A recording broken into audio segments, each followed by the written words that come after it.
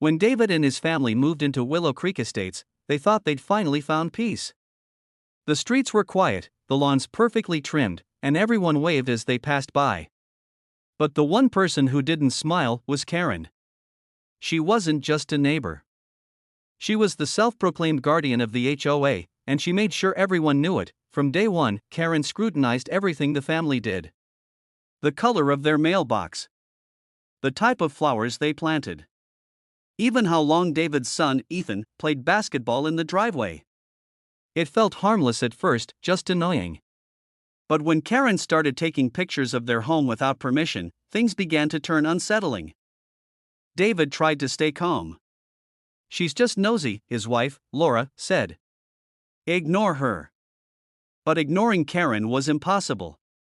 She seemed to appear out of nowhere, every day, jotting notes on a clipboard and whispering to other neighbors. The real shock came one afternoon when David found a letter taped to his door. It wasn't from the HOA board, it was handwritten, and at the bottom, signed Karen. It read, "Your family has been violating community standards repeatedly. Next time, I'll take action myself." David froze. Take action herself? What did that mean? He thought about reporting it, but something told him this was just the beginning of something much bigger. And he was right. Because the next day, Karen crossed the line in a way David would never forget. It started as a peaceful Saturday. Laura was gardening while Ethan played on the porch. Then, Karen appeared again, but this time, her face was red with anger. She shouted from across the fence, "Your son broke HOA rules again. No sports equipment outside." Laura tried to calm her. "He's just playing, Karen. He's 6. But Karen stormed closer. "If you don't control your kid, I'll make sure you regret ever moving here." That's when David came out. "That's enough, Karen. You don't talk to my family that way." Karen smirked. "We'll see who gets the last word." That night, the family heard noises outside. David peeked through the blinds and saw Karen pointing her phone at their house again. But what made his stomach drop was what she was saying into it. "I have proof of their violations. If they don't leave, I'll handle it myself." The next morning, their car windshield was covered in sticky notes, all reading, "You don't belong here." David's hands shook as he picked them up. His little boy, confused, asked, "Dad, did I do something wrong?" He hugged Ethan tightly. "No, buddy. You did nothing wrong." But inside, David knew this wasn't normal HOA behavior anymore. Karen wasn't enforcing rules, she was harassing them. He decided to document everything. Pictures, notes, videos. Because if things escalated, and he had a feeling they would, he'd need evidence. And 2 nights later, the evidence would shock even the local police. At around 9:30 p.m., the sound of something breaking woke David up. He rushed downstairs, the porch light flickered, and the sound of hurried footsteps faded away. When he opened the door, he saw it, his mailbox was smashed to the ground. But that wasn't the worst part. A note lay next to it, written in the same angry handwriting as before, "Next time, it won't be just your mailbox." David's chest tightened. This was beyond harassment. He called the HOA president, Mr. Collins, who seemed surprised. "Karen doesn't have the authority to threaten anyone," he said. "She's not even on the board anymore. She was removed last year for harassment complaints." David was stunned. Removed last year? Then why was she still patrolling the neighborhood? He knew it was time to take things seriously. He called the police. But when the patrol car arrived, Karen was already outside, pretending to be the victim. "She's the one who called us," one officer said. "Claims you've been filming her house." David's jaw dropped. "She's the one trespassing and threatening us." The officer listened patiently but admitted there wasn't much they could do without proof. That's when David showed him the note. The officer's expression changed instantly. "All right, sir. Keep your security cameras on. If she steps on your property again, call 911 immediately." David didn't know it yet. But that advice would save his family the very next night. The next evening, David installed 2 new security cameras, one facing the yard and one near the mailbox. He felt uneasy but prepared. Around midnight, the cameras triggered a motion alert. David checked the feed and froze. There she was. Karen, wearing a dark hoodie, sneaking across his lawn. She carried something shiny in her hand. David zoomed in. It was a small tool, maybe a screwdriver. She was trying to open his garage door. David's heart pounded. He dialed 911 instantly. She's here. She's on my property right now. Within minutes, flashing blue lights filled the street. Karen tried to run, but the officers arrived fast. They confronted her on the driveway. When the officers questioned her, she claimed she was checking for rule violations. The police checked her bag and found copies of printed photos of David's family, notes about their routines, and a list titled HOA violators to remove. It was terrifying. Karen was issued a formal trespass warning and escorted home. One officer told David, "You did the right thing calling us. If she returns, she'll be arrested." For the first time, David felt relief. But Laura didn't sleep that night. "She's obsessed," she whispered. "What if she comes back?" David looked out the window at the flashing lights fading in the distance. "If she does," he said quietly, "we'll be ready." He had no idea Karen wasn't finished. The next day, she planned something that would turn the entire neighborhood against her. By morning, the whole neighborhood knew what happened. Patrol lights and police cars had drawn attention, and whispers spread fast, but Karen wasn't embarrassed, she was furious.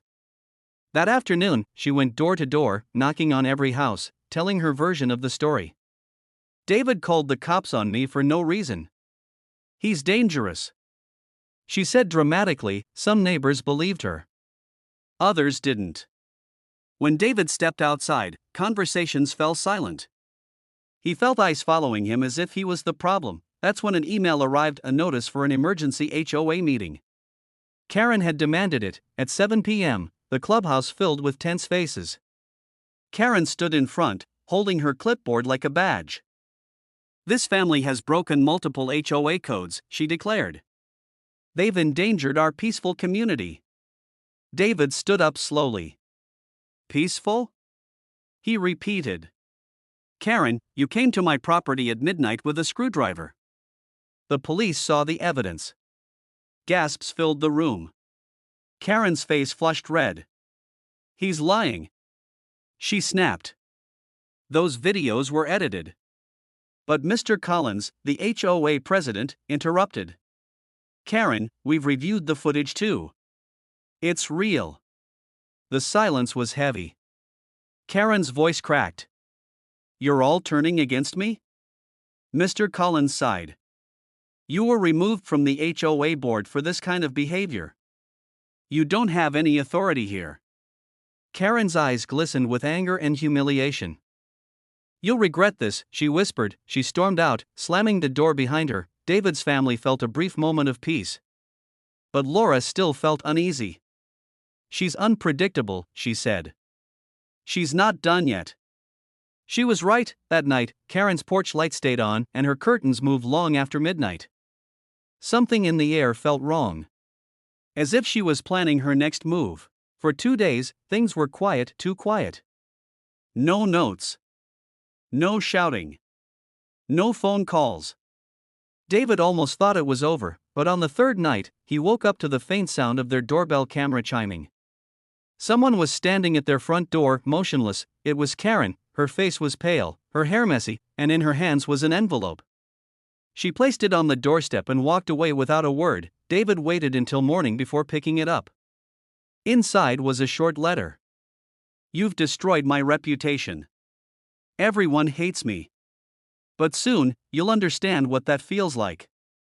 He immediately called the police. They advised him to stay alert but said she hadn't made a direct threat. Later that day, Karen's house went dark. Curtains drawn, no car in the driveway. But that night, her voice echoed through the neighborhood. She stood on her lawn shouting, "This is my community. Not yours." Neighbors peeked through blinds, scared and confused. The next morning, an officer knocked on David's door. "Mr. Miller, your neighbor Karen has been taken in for a wellness check," he said. Several people called about her behavior. David felt relief but also sadness. "I never wanted this," he said softly. the officer nodded. You did what you had to. You protected your family. For the first time in months, David felt peace returning. He played basketball with Ethan, helped Laura plant new flowers, and for a while Willow Creek Estates felt like home again. But 1 week later, a letter arrived. No return address. Just 5 words written in red ink, "I told you it's not over." David's heart sank as he read the letter. He immediately called the police again. They traced the handwriting and confirmed it was Karen's. But the officer explained she'd moved out of Willow Creek after her wellness check. She's in another town now, the officer said. She can't legally contact you anymore. If she does, she'll face serious charges. Hearing that brought David peace at last. Weeks passed. The family slowly rebuilt normal life. Ethan laughed again, Laura smiled again, and David finally slept through the night. The neighborhood even apologized. Many residents had believed Karen's lies but now saw the truth. Mr. Collins personally thanked David for staying calm and handling everything legally. You reminded everyone that the right thing isn't always the easiest thing, he said. Then, one sunny afternoon, as David watered the lawn, a moving truck arrived at Karen's old house.